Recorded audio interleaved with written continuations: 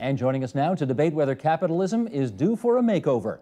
In Washington, D.C., Carmen Reinhart, professor of economics at the University of Maryland and author of This Time is Different, 8 Centuries of Financial Folly. In New York, New York, Matt Taibbi, contributing editor with Rolling Stone magazine, and Michael Maiello, editor of Markets and Intelligent Investing with Forbes magazine. In Montreal, Quebec, William Watson, chair of the economics department at McGill University and columnist with the Financial Post. And with us here in studio, Theo Caldwell, investment advisor, author, and National Post columnist. Good of all of you to join us, both here in the studio, Theo, and in Points Beyond.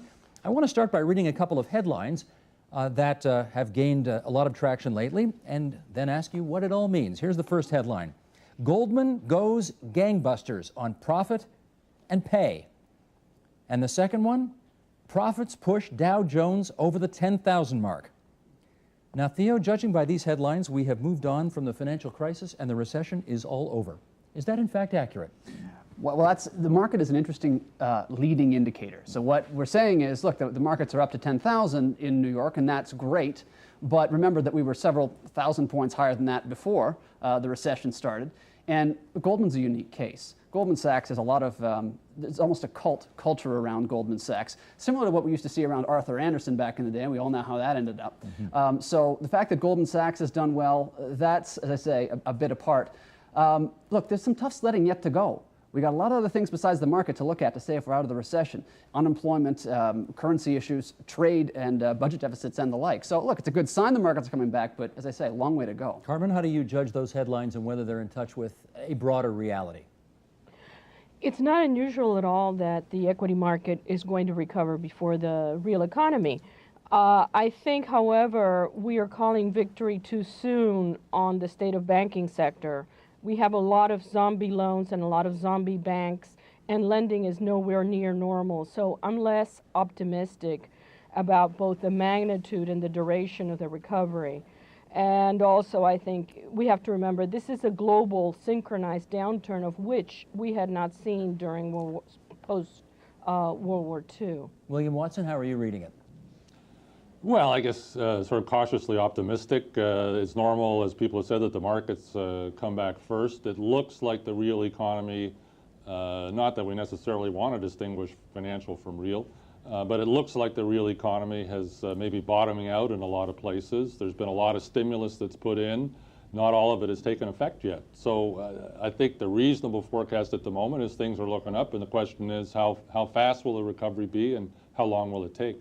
Michael Maiello, if you saw the Dow at over 2,000 a few months ago, would you say, too much too soon? Would you be concerned?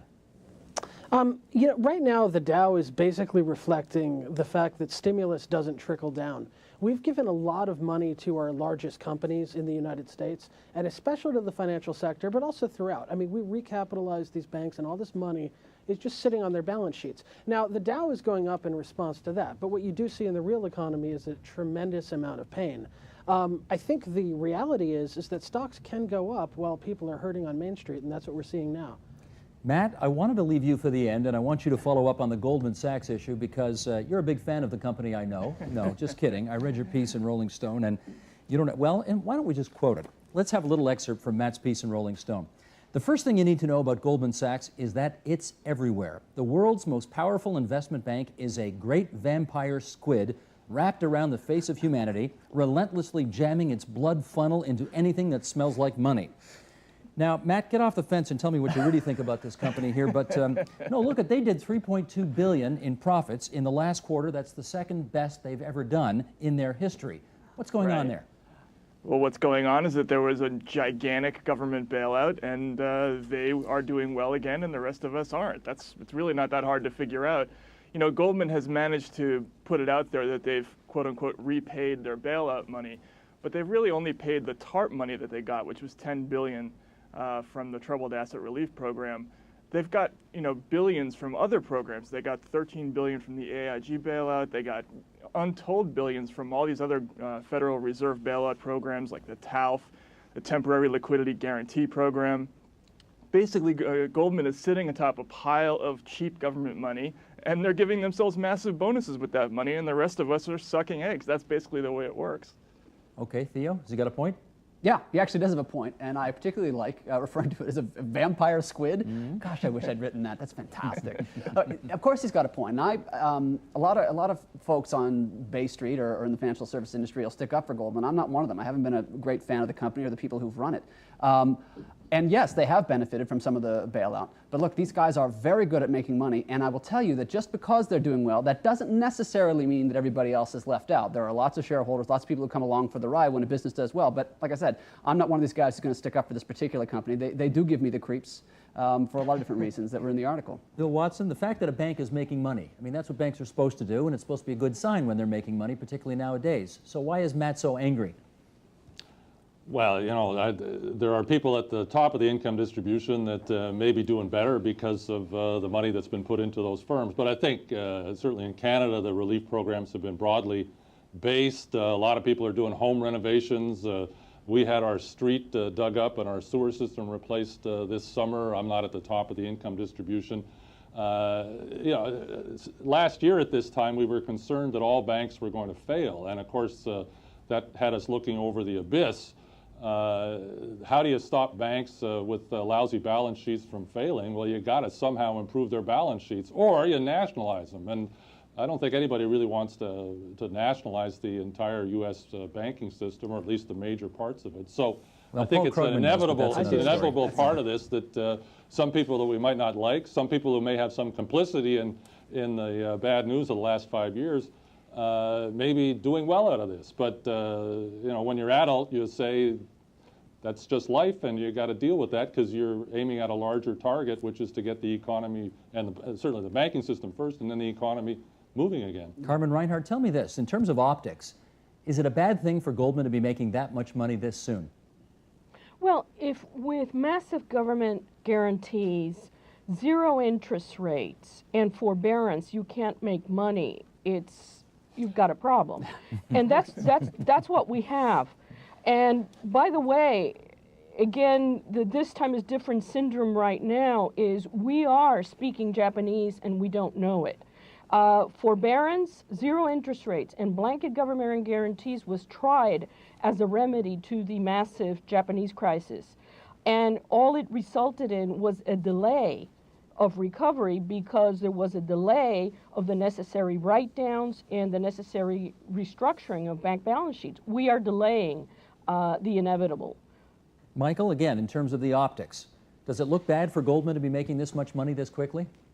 The thing that really should look bad to people is Goldman's bond prices. If you ask a bond trader or a bond investor about buying Goldman Sachs debt, they will tell you that they're willing to pay a premium because they believe that if somehow Goldman messes up and gets into a huge amount of trouble, that the U.S. government will once again step in and fix the problem. That's what the bond market is telling us. That's what really should look bad. I mean, you should look at that and not so much the profit and loss statement. Look at those bond prices. That'll tell you where the problems are. Well, I should point out also, Steve, when you're making $2.3 billion, optics become a lot less important to you.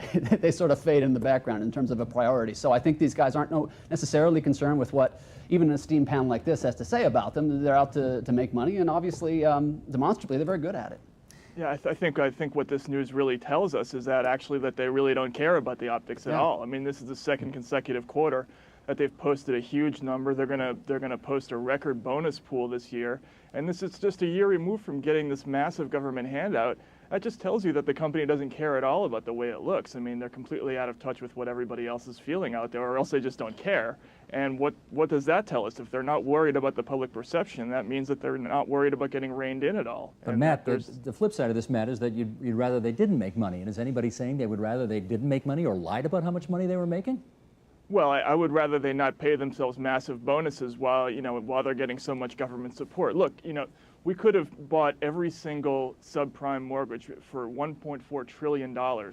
Instead, we chose to give, $15-20 trillion to Wall Street. And it was a political decision we made to bail out this specific sector of the economy and not to directly help the people who are actually suffering out there in real America. And so when these guys take this government largesse and they turn it into massive bonuses for themselves, it's like thumbing their nose at the rest of the population, the people who are really hurting out there. Well, just to expand on that point, let's remember the TARP money that we talked about a year ago. I don't want to get too far afield on this and too esoteric, but remember what it was, that $700 billion. That was to buy up troubled assets that were marked to market, which we might get into, and that companies couldn't keep on their sheets because only government could afford to buy and hold those securities. But that's not what happened. What ended up happening was Paulson, late of Goldman Sachs, yes, decided to go ahead and buy preferred shares in companies, thereby getting capital into them. The TARP was sold as one thing, and it didn't end up being another. A lot of us were on board with the idea of buying up troubled assets because only government could afford to hold them long enough until they could be resold. But as I say, that's not what happened. They switched strategies because it took too long to value stuff and started buying stocks. Let me jump in. I want to broaden the discussion a bit here from beyond. We've set the table for a broader discussion about capitalism that we want to have. And to that end, I want to read an excerpt here from David Rothkopf's piece in Foreign Policy magazine from last week. It strikes me, he writes, that the issue isn't capitalism per se, because 21st century Wall Street is to capitalism as Pope Alexander VI was to the teachings of Jesus Christ. There was a connection, but it was remote, and observed more in the breach than in the honoring of the essentially good underlying ideals. Carmen Reinhart, the capitalist system itself, is that the problem here? I think the immediate problem is one in which we've just gone through a massive financial crisis. And of course, you go through a period in which there's retrenchment. We have massive retrenchment by households. We have a questioning of regulation. This is not unusual after a massive crisis. The problem is we tend to have short memories. I do think that Goldman is playing with fire in terms of regulation. I think there will be changes in regulation that may go further because of the behavior of Goldman, among others. But this is not unusual. But this backlash is not at all unusual after such a traumatic period. But we tend to forget it. Michael, what's your view on whether or not the capitalist system itself, rather than any particular regulation or lack thereof, is what is at the heart of the problems we've been enduring the last year? What capitalist system are we talking about, really? I mean, American capitalism.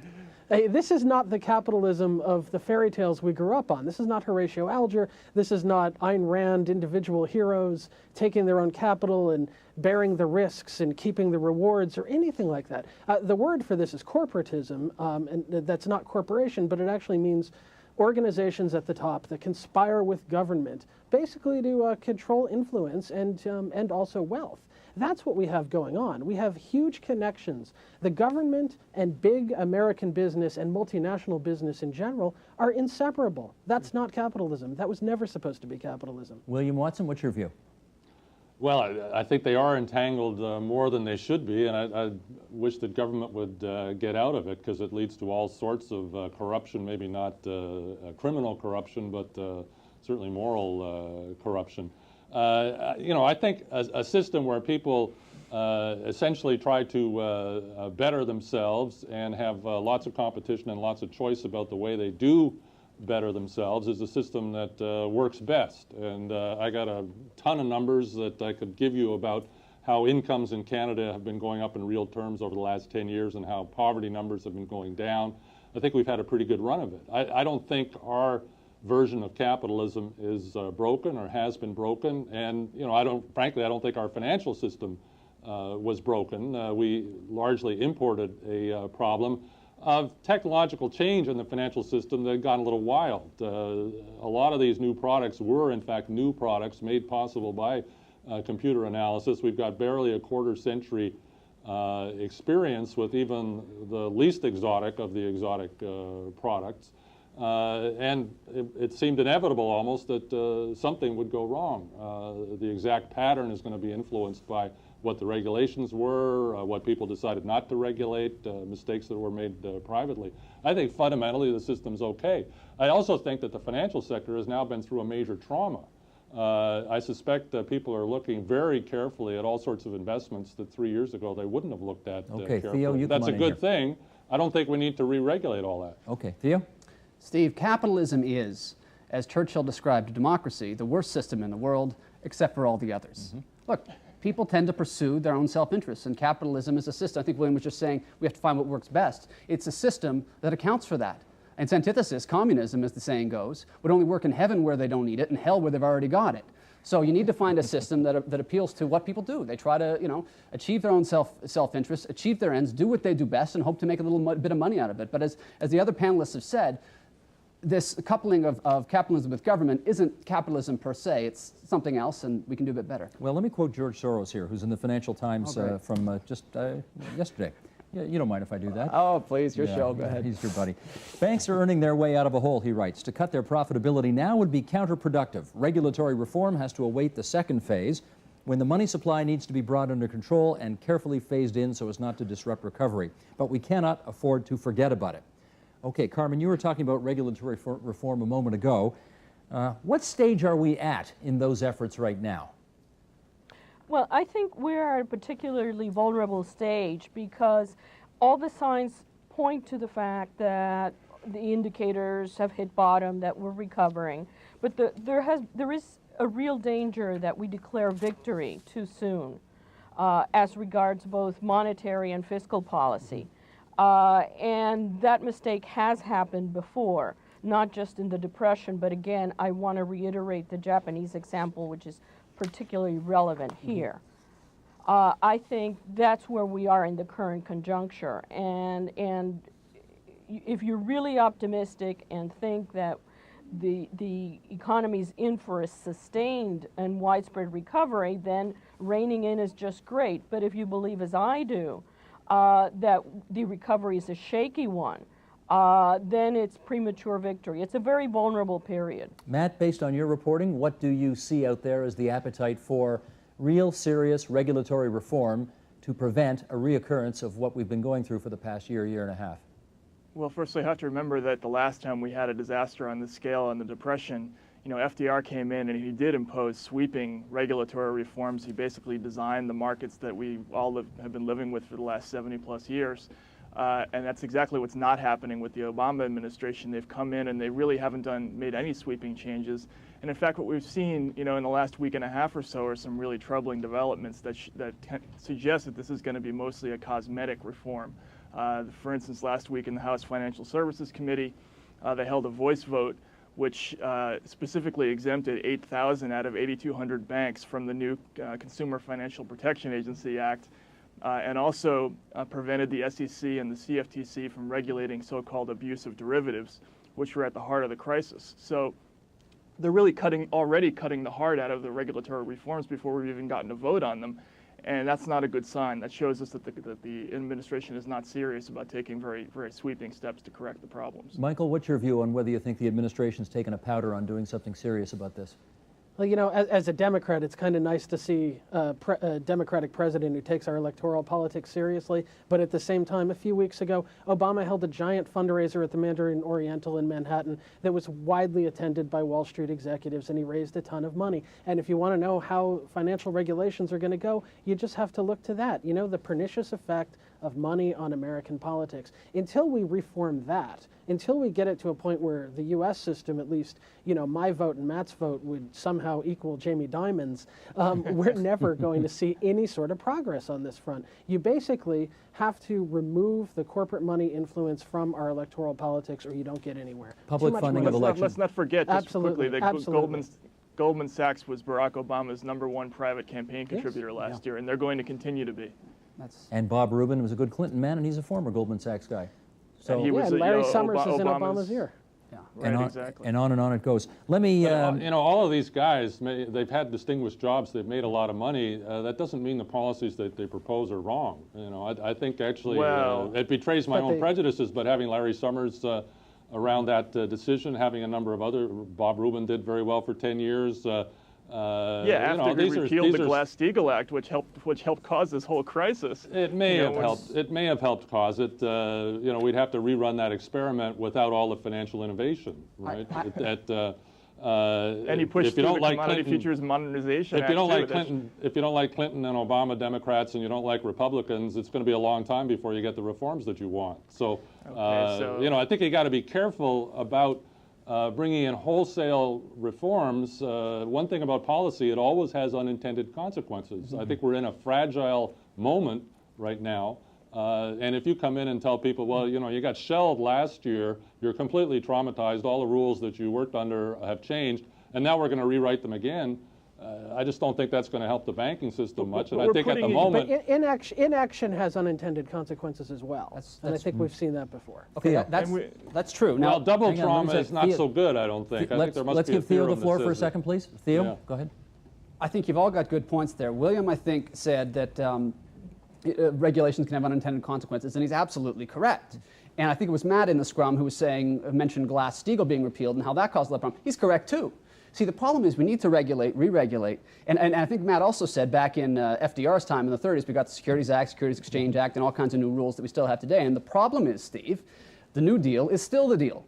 We haven't revamped them. So we've had sweeping legislation and regulation, even recently, like something like a Sarbanes-Oxley, which is a ridiculous piece of legislation, which has cost markets a great deal of money and hasn't done any Sent good. a lot of business to London. They're pretty happy. Exactly so. And on the other side, you've taken out rules, like say the uptick rule that the SEC took out in 2007, which caused bear raids to occur. So they've done what they should not have done and not done what they ought to have done. People may be under the impression that you are saying keep the government out of the regulatory business at all and let them just let her rip. I can distill it. You're I'm not just saying saying that. use your brain. Quite seriously. I'm saying just because a regulation is sweeping, just because it causes a perp walk of some rich guy, just because it affects Goldman Sachs. Look, I understand the cathartic appeal of torches and pitchforks. But if you're going to have regulation, they ought to be well thought out. And as William said, and Matt said as well, you got to look at the unintended consequences of what you're doing. And I don't think that's really happening. Okay, got a bit of a checklist here. Let me go through this. Here's Martin. I am a bit skeptical Go ahead, about Carmen. what regulation can achieve here because the pattern seems to be that we always regulate the last crisis. Yeah. And financial innovation is usually several steps ahead of regulators and supervisors. And that's been a chronic problem. So I'm a little agnostic. Well, let me read something, Why Martin. don't we just go back to, I mean, forget about regulating. Let's just go back to where we were before they deregulated everything, before they repealed Glass-Steagall, before the Commodity Futures Modernization Act of 2000, which affirmatively deregulated all these derivatives.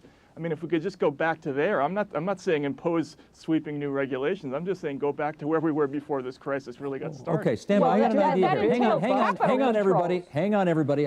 Here's Martin Wolf in the Financial Times. He's got a checklist. I'm going to read the checklist, and then we'll go around the horn and get your thoughts on that. Short of such radicalism, for deposits would be 100% reserved back, we must approach the task in a more subtle manner, writes Martin Wolf. First, create a set of laws and institutions that make it possible to bankrupt any and all institutions, even in a crisis. Second, make financial institutions safer with much higher capital requirements against all activities. Third, prevent off-balance sheet activities. Fourth, impose dynamic provisioning. Fifth, require huge cushions of contingent capital. Finally, cease to favor debt finance throughout the economy. Okay, William Watson, come in and you be the first in on this one. What do you think of that checklist? What did I do to deserve that? His first one sounds great, but it's all a question of detail. What precisely will you put in as a rule that will govern the behavior of the people making decisions in the financial sector? The Canadian financial sector, by and large, didn't do badly. The sector bought $32 billion worth of asset-backed commercial paper. That was a blunder. I don't think anybody was evil to do it or particularly stupid to do it. They were following well-established guidelines within their own very large corporations. How are you going to enable anybody to fail in a highly interlinked system? I think is going to be tricky because too big to fail is a problem. But if you start splitting all the banks up, you may have too little to be effective. The U.S. had how many, Carmen? 20,000 banks in the Great Depression, and that may not provide all that much safety once they all start going. Okay, Carmen, let me go to you next. What do you think of the checklist? I happen to concur. I think that if you look at that checklist, it is written all over: curb lending booms and dentiers again and again. So those are measures that are moving in the right direction. I want to highlight, however, that it is important that it is accepted by not just the U.S., but we live in a global system. So if you regulate one country and the others don't follow suit, all you've created is a diversion of activity. Michael, your view? And can I just add one more thing? Okay, one more I and then think to turning the clock back to post-Bretton Woods, to the Bretton Woods period, I just don't think it's feasible. We wound up there after 2 world wars and lots of capital controls. Difficult to turn the clock back. Okay, Michael.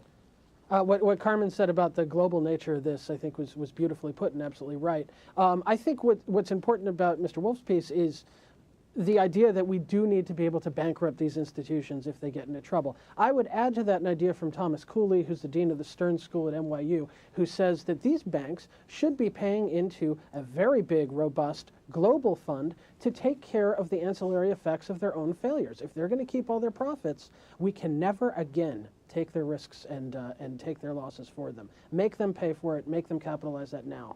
Theo.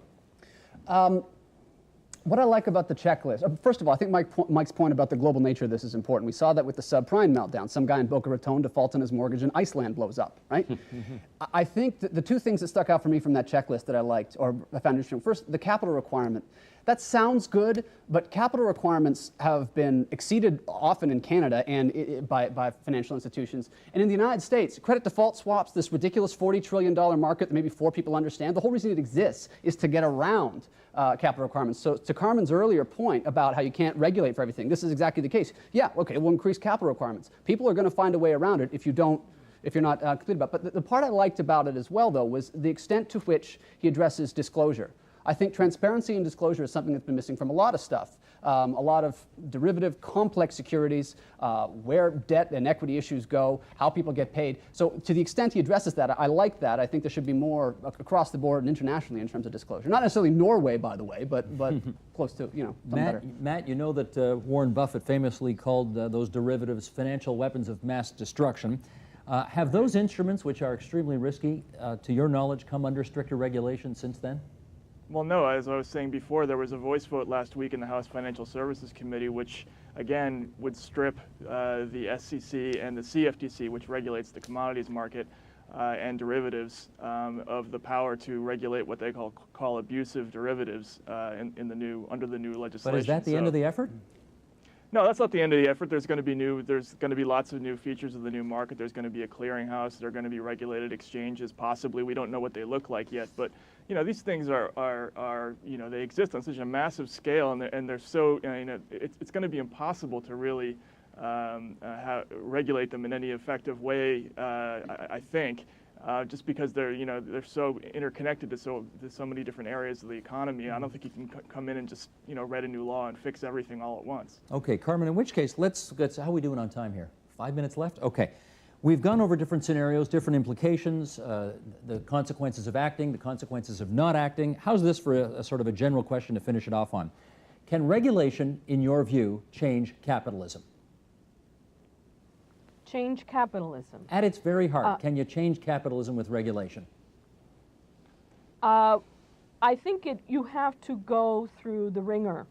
And that's why I alluded to the fact that the period where we had capitalism but no crises, it's a very unusual period right after World War II. And replicating that environment, especially because you're talking about a reconstruction period after the war, it's not feasible. I don't think that going back and saying we can re-regulate, we can turn the clock back to that no crisis environment of the 50s, 60s, even early 70s is not in the solution set. I think we have to grin and bear it. Okay, William Watson, can regulation change capitalism? Yeah, sure. We've had tons of regulation over the last 100, 120 years, and it has changed capitalism a lot. But I think 2 things to keep in mind. One, this upheaval of regulation is something you only get very rarely, and I certainly hope that we don't have as big an economic trauma as would lead to that, as we did in the 1930s. And 2, your right regulations, people are going to do their darndest to get around them. And there can be big profit incentives in working your way around them, redefining your way around them, and folks can be real smart in the pursuit of profit. So you got to be realistic about going into it, and I think you probably are best to be minimalist in going into it. Okay, Theo, I guess apropos of the point you made earlier, the fact is that in the worst meltdown of the financial markets and the worst recession since the Great Depression, nobody is really saying, let's throw out capitalism and try communism or something else, are they? We seem to be prepared to grin and bear it regardless, eh? Well, that's our system. It's a system that works. And I mean, not perfectly, not by any stretch of the imagination, and it's everywhere. Look, we're here on publicly financed television, but we're all here, as part of a capitalist enterprise in some respects. And yeah, in terms of regulation, some folks I've known pretty well have said if you're going to put in a new rule, you should take out an old rule, because more rules isn't necessarily better. Smarter rules is better. So I think if you're circumspect and if you keep it simple, you can strangle capitalism with regulation. Make no mistake, it's a system we've got. I think it does require rules and transparency, but as I say, we should all use our brains, get the politics out of it, and just do what serves the real economy best. Got about a minute to go here. Matt and Michael, why don't you split it? Matt, go first. Well, I think on the question of can regulation change capitalism, of course it can, but you have to remember that the regulatory agencies in the last decade or so, they already had sweeping powers to step in and prevent all of these crises. They just didn't. It's not so much what the regulations are, and we don't necessarily need new laws. We just need the right people in the regulatory agencies overseeing this market, and that's what hasn't happened. We have, former Goldman executives, former Morgan Stanley executives sitting in all the important spots, and so we need to have a little bit of a mixture in those leadership positions. Michael, last 30 to you. I'm just going to end it with a question then, which is not like, should we be serving capitalism, or should we be using capitalism to serve the quality of life for people? That's just the question you've got to ask. And if you say capitalism's supposed to serve us, then I think you know how to regulate it. Well, I note that one of the members of our august assemblage today has written a new book called Finn the Half Great, which is about an elf living in fantasy land. And the fact that a guy who's a financial advisor would be writing a book about fantasy land shows perhaps just how much merged the financial community and Wall Street and/or Bay Street have been over the last year. Yeah. Does that make Maybe sense? it shows business is down. It's exactly so. I mean, look, I've written about giants, dragons, and big spiders in Stonehenge, and apparently that exactly is a tie-in with today's capital markets. No kidding. I don't like to take cheap shots, but it was just too easy, Theo. Okay, Theo Caldwell here in our Toronto studios, investment advisor, author, and National Post columnist. Thanks, Theo. In Washington, D.C., Carmen Reinhart, good of you to be on the program today. Matt Taibbi and Michael Maiello in New York City. William Watson from McGill in our Montreal studios. Thanks so much, everybody. My pleasure. Thank you. My pleasure.